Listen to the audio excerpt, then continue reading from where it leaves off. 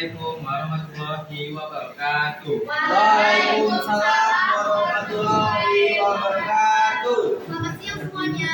Silakan kami dari kelompok 7. Di sini kami akan mempresentasikan tentang materi puisi. Sebelumnya izinkan kami memperkenalkan diri. Saya Kaja Ifania. Saya Dani Arifin. Saya Muhammad Hakim.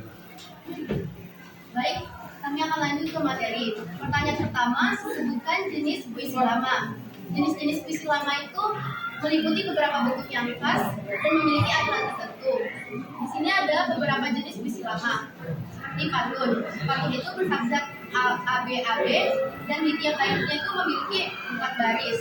Baris pertama dan kedua itu sebagai sampiran, baris ketiga dan keempat sebagai isi.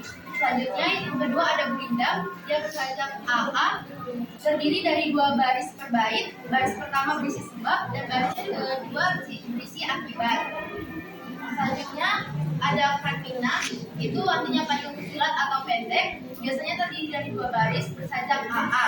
Selanjutnya ada strofa, pantun yang berangkai yang digunakan untuk menyampaikan seperti sindiran ataupun humor. Selanjutnya ada mantra, puisi yang digunakan dalam upacara adat atau kepercayaan, mengandung unsur magis atau spiritual. Terakhir itu ada tarikun, bentuk pantun genap lebih dari 4 baris seperti 6, 8 atau 10 baris. Setengah baris pertama sampiran dan setengahnya isi. Selanjutnya saya akan menjelaskan puisi modern. Yang pertama itu ada puisi bebas. Puisi bebas tidak terikat oleh rima atau struktur tertentu, mengekspresikan perasaan dan pikiran secara bebas. Yang kedua ada puisi kontemporer. Puisi kontemporer adalah puisi yang menggabungkan berbagai gaya dan teknik, seringkali dan bereksperimen dengan bahasa dan struktur. Yang ketiga, puisi balada. Puisi balada berisi cerita naratif, seringkali dengan rima dan irama yang khas. Yang keempat, puisi simbolis. Puisi simbolis biasanya menggunakan simbol dan metafora untuk mengungkapkan makna yang lebih dalam.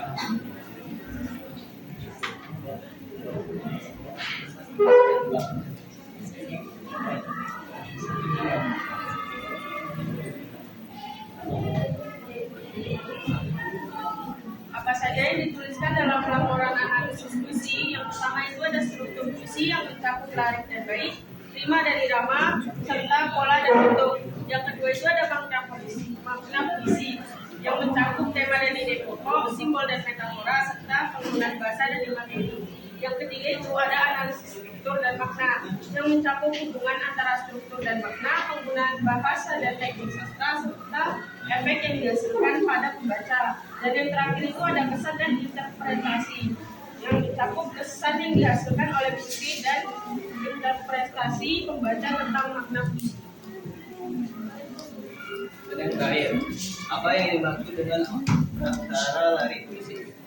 Para prasa lari puisi adalah pengulangan atau penafsiran ulang lari puisi dalam bahasa sendiri. Tujuan praprasa adalah untuk memahami makna puisi dan mengungkapkan ide pokok kata-kata yang lebih sederhana. Contohnya,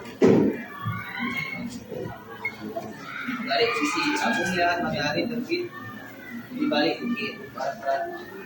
Para prasa, saya menyaksikan matahari mengukur di belakang bukit. Berikut kesimpulannya. Sekian presentasi dari kami. Kami akan membuka sesi pertanyaan. Ada yang mau bertanya? Baik, Ananda. Baik, saya Ananda dari kelompok 5 ingin bertanya kepada Riki. Jadi kan Riki tadi ngejelasin tuh tentang berindam sama kantina. Nah, bisa nggak jelasin perbedaannya secara puisi dan bahasanya dari dua hal tersebut? Baik, terima kasih Ananda. Selanjutnya ada yang mau bertanya? Endra, silakan. Perkenalkan, nama saya Indra Putra dari kelompok 10. Saya ingin bertanya kepada Dani Arifin, apa itu gurindam? Dan sebutkan contoh kurang lebih 2 contoh gurindam. Buat contoh. Contoh gurindam. Baik, selanjutnya ada lagi? Baik, Nur. Baik, perkenalkan nama saya Nur Hasana dari kelompok 9. Saya ingin bertanya apa yang dimaksud dengan tema dalam puisi, berikan contoh tema umum yang ditemukan atau digunakan dalam puisi. Maka sekarang aja Untuk dia. baik, yang terakhir ada yang mau bertanya? Enggak. Enggak. Perkenalkan saya Jika dari kelompok 4. Saya ingin bertanya kepada Bapak Hakim. Tadi kan udah ada contoh larik dari puisi. Nah sekarang coba jelasin bagaimana cara membuat larik puisi itu sendiri. Terima kasih. Baik, terima kasih atas pertanyaannya.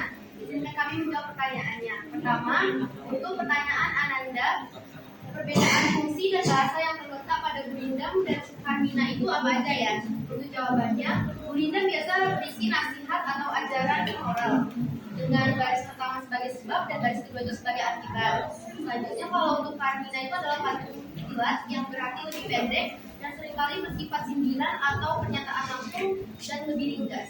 Sudah cukup? Baik, di sini saya akan memberikan jawaban dari pertanyaan Endra. Jelaskan apa itu gurindam dan berikan dua contoh gurindam. Nah, gurindam adalah jenis puisi yang berisi nasihat positif yang dibuat oleh seseorang untuk menyampaikan nasihat. Contohnya itu seperti siapa yang menanam kebaikan maka akan menuai kebahagiaan. Terus janganlah engkau sombong, niscaya akan jatuh ke dalam penghinaan.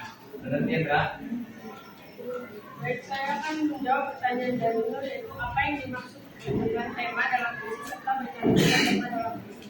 Tema dalam puisi adalah ide pokok atau gagasan sentral yang ingin disampaikan oleh sang penyair kepada sang pembaca. Nah, contoh tema dalam puisi yaitu ada perjuangan, kehilangan, cinta, keindahan alam, dan waktu. Nur. Selanjutnya, saya akan menjawab dari pertanyaan Dika. Bagaimana cara membuat para perasa larik puisi? Membuat para perasa larik puisi berarti menerjemahkan larik puisi dalam bentuk prosa yang lebih jelas dan mudah dipahami tanpa mengubah makna aslinya. Proses peningkatan memahami makna puisi menentukan pokok pikiran dan menuliskan ulang gagasan tersebut dengan kata-kata sendiri. Baik, sekian presentasi dari kelompok kami. Maaf jika ada salah kata. Terima kasih.